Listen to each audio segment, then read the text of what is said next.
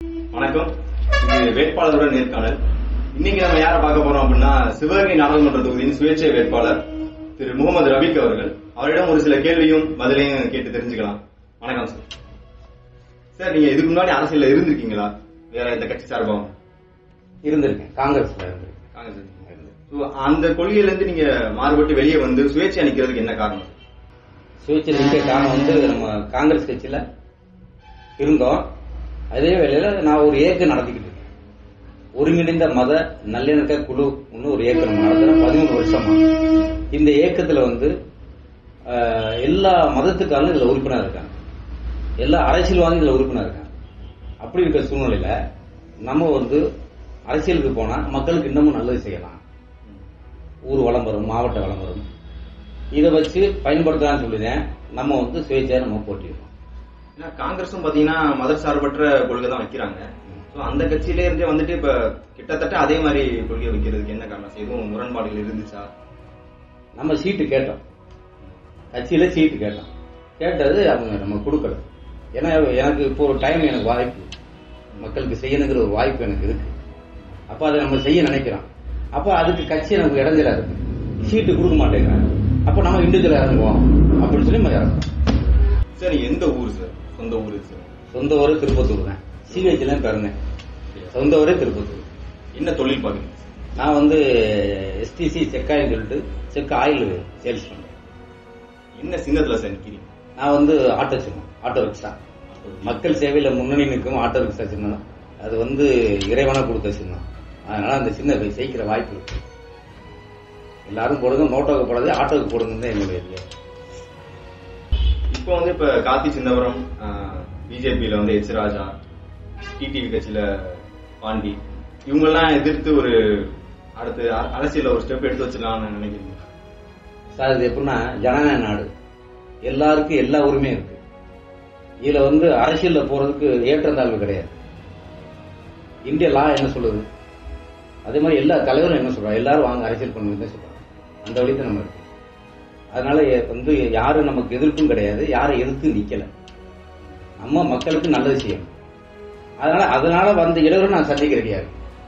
நான் மக்களை நம்புறேன், மக்களுக்கு நல்லது செய்யணும்னு நினைக்கிறேன், வேலை பார்க்கிறேன். இதனால சில இடையூறு அதை நான் சந்திக்க கிடையாது. இப்போ சிவகங்கை மாவட்டத்துல இதை மாத்தணும் அப்படிங்கிற விஷயம் இது சார். இது வரைக்கும் இது மாறாமே இருக்கு சிவகங்கை மாவட்டத்துல. நான் அதை மாத்துவேன் அப்படின்றது இது சொல்லி கரெக்ட். இப்ப மாற்றணும். சிவகங்கை எடுத்துக்கிட்டேன்னா மாவட்டம் நமக்கு அந்த சிவகங்கை மாவட்டம் தான். இந்த டிராபர்ட் சொல்லிதாலும் இன்னைக்கு வரை முழுமையா முடிவு அடையல. அது முதல் காரணமே நாங்க இதெல்லாம் இதுல மனசுல வச்சுக்கிட்டு இதுல இறங்கிட்டோம். அதை நல்லா கொண்டு வரணும். இதுவரை 4-5 தடவை சிதம்பரம் இருந்துட்டாரு. அதை பத்தி எதுவுமே செய்யவும் இல்லை, பண்ணவும் இல்லை. இதெல்லாம் மனசுல வச்சுக்கிட்டு நம்ம இதுல இறங்குறோம். இது நம்ம அவசியம் மக்களுக்கு செஞ்சு கொடுப்போம். இப்ப வாக்கு நம்ம செய்வோம். இது போக கூட்டுநீர் கொடுத்துட்டோம். எப்படின்னா, ரொம்ப இடத்துல காவேரி வாட்டர் ரொம்ப வீட்டுக்கு போறது இல்லை, ரொம்ப இடத்துல இல்ல, பைப்பு போடுறாங்க. சிவகங்கை முழுமையா எங்கேயுமே கிடையாது. நீங்க அதே மாதிரி திருப்பத்தூர் வட்டாரத்துல ரொம்ப இடத்துல இந்த மாதிரி ஸ்பெஷல் கிடையவே கிடையாது. இது அவசியம் நம்ம செய்யணும். அதையும் நம்ம வலியுறுத்துறோம். காங்கிரஸ்ல பாத்தீங்கன்னா ப. சிதம்பரம் கிட்டத்தட்ட ஒரு 12 வருஷத்துல இருந்தார், எம்பியா இருந்தாரு. ஆனா நிதி அமைச்சராக இருந்திருக்காரு. அவரே ஒரு சில விஷயங்களை கொண்டு வர முடியல அப்படின்ற பட்சத்துல ஒரு சுயேட்சை வேட்பாளரா செஞ்சிட முடியுமா சார்? சாத்தியம் இருக்கா? இருக்கு சார். ஏன்னு கேட்டீங்கன்னா, ஒரு 5 வருஷம் ஓட்டு கேட்க மட்டும்தான் இங்க வருவாரு, செயல்பாடு கிடையாது. ஓட்டு கேட்க வருவாரு, நாங்கெல்லாம் பார்க்க போவோம். நாங்க பாக்குறதுக்கு அனுமதி இருக்காது. ஆனா அந்த 5 வருஷத்துக்கு ஒரு இடம் வருவாரு, எல்லாத்தையும் ரெடி பண்ணுவாரு, 2 தடவை திருப்பத்தூர் வருவாரு, பண்ணுவாரு, அவ்வளவுதான். அதனால இதெல்லாம் மனசுல வச்சுக்கிட்டேன். சரி, இவர் வர்றாரு, இப்ப ஜெயிச்சுட்டு போறாரு, நம்மளோட வாய்ப்பு கேட்போம் அப்படின்னு நம்ம வாய்ப்பு கேட்ட நம்ம கொடுக்கல. ஆனா ஆணித்தரமா நம்ம சொல்றோம், மக்களை வச்சு இந்த வேலையை நாங்க முடிப்போம். அது எங்கனால முடியும், எங்க இயக்கத்தினால முடியும். இப்போ இத்தனை சுயேட்சை வேட்பாளர் இருக்காங்க சார். இப்ப தெரிஞ்ச கட்சி போக இத்தனை சுயேட்சை வேட்பாளர் இருக்காங்க. இப்படி மாறி மாறி நிக்கிறதுனால அந்த ஓட்டு பிரிஞ்சிடாதா சார்? ஓட்டு பிரியும் சார். பிரியறதா எப்படின்னா, ஒரு கணக்கு வச்சிருக்கோம். இப்ப நான் ஒரு முஸ்லீம் சமுதாயத்தை சேர்ந்தவன். அப்படியே நான் என்னோட நினைப்ப சொல்றேன். எல்லாரும் ஓட்டு போடணும்னு நான் நினைக்கிறேன். எல்லாரும் ஓட்டு போடணும்னு நான் நினைக்கிறேன். ஆனா எல்லாரும் ஓட்டு போட மாட்டாங்க. இப்ப யங்ஸ்டார்லாம் பாத்தீங்கன்னா ஏதோ ஒரு நோட்டால போடுவோம் அப்படின்னு ஒரு முடிவு எடுத்தாங்க. ஆனா இப்போ நாங்கெல்லாம் சுயேட்சையெல்லாம் ஃபீல்டு ஒர்க் பண்ணும்போது, சரி இவங்களுக்கு போடுவோம் அப்படிங்கும் போது எங்களுக்கு ஓட்டோட வேல்யூஸ் கூடும். துட்டு கூடும் போது நாங்க வேலை பார்க்க ஆசைப்படுவோம். எங்களுக்கு ஓட்டு எப்படின்னா ஓட்டு கூட கூட எங்களுக்கு அபிஷியலா ஒர்க் பண்றதுக்கு ஹெல்ப்ஃபுல்லா இருக்கும்.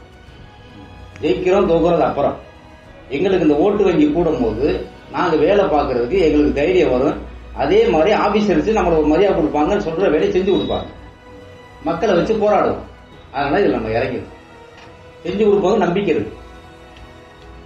கடைசியா ஒரு கேள்வி சார், ரபீக் அவர்களுக்கு எதுக்கு ஓட்டு போடணும்?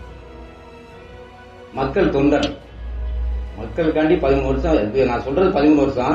ஆனா இதுக்கு சின்ன பிள்ளையில இருந்தே நான் வந்து பொதுச்சேவையில உள்ளாளு. நீங்க ஊருக்கு யார்கிட்ட கேட்டாலும் என்னை பத்தி சொல்லுவாங்க. பொதுச்சேவையான ஆளு, எதையும் எதிர்பார்க்க மாட்டான். எல்லா மதத்துக்காக நான் சொந்தக்காரன். என்னுடைய ஆபீஸ்ல அப்படித்தான் எந்த படமும் இருக்காது. விசிட்டிங் நல்லா இருந்தேன். என்ன கேட்டா எல்லாமே நமக்கு சொந்தக்காரங்க தான். என் மதம் சம்மதம் நம்ம கொள்கை.